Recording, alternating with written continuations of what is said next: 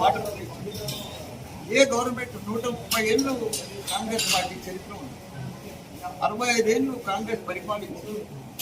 కానీ ఎప్పుడు కూడా జిహెచ్ఎంసీలో వాటర్ ఫ్రీ అని వాళ్ళ నోటికే రాదు. కానీ కేసీఆర్ చేసింది. పేదలకు డబల్ బెడ్రూమ్ పెద్ద పెద్ద building, multi story building, current 24 గంటలకు కరెంట్ ఇచ్చినప్పుడు కరెంట్ పోతా ఉంది, వస్తా ఉంది. ప్రజలు ఇవన్నీ గమనించారు. ఇప్పుడు కనిపిస్తున్నాయి కదా. ఇప్పుడు వాళ్ళు కూడా అంటారు కదా, ఏమని ఫ్రీ బస్ ఉంది 200 యూనిట్లు వచ్చింది కాదండి. ఇప్పుడు వాళ్ళు ఫ్రీ బస్ పెట్టింది, తప్పులేదు. అది పెద్ద పనేం కాదు. అది భర్తలకు ఏం చేసి డబల్ ఛార్జ్ చేసి ఆడలకు ఫ్రీ ఇచ్చినట్టే, భార్యకు ఫ్రీ ఇచ్చినట్టే భర్తకు డబల్ ఛార్జ్ చేసినట్టు. ఈ ఆడేమైంది, నువ్వు ఫ్రీ ఆడిచ్చినట్టే. మళ్ళీ ఆటోలో కడుపు కొట్టాడు. 161 మంది ఆటోలో తగ్గినట్టు. వాళ్ళకి ఏది వాళ్ళ ఉసురు పోసుకుంటారు.